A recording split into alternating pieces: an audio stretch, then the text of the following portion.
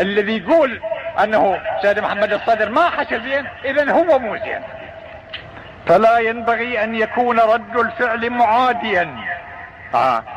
لاحظوا شأنهم في ذلك شأن مشركي قريش حينما حاربوا رسول الله صلى الله عليه وآله، او المسلمين حين ارادوا هدايتهم ورعايتهم واراد الخير لهم في الدنيا والآخرة.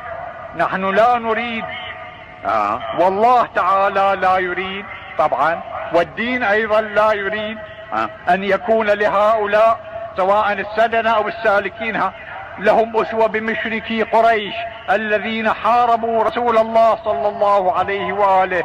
وانما المتوقع منهم جميعهم ايا كانوا ان تكون لهم اسوة بمشركي قريش الذين اسلموا واهتدوا ورجعوا الى الصواب وحسن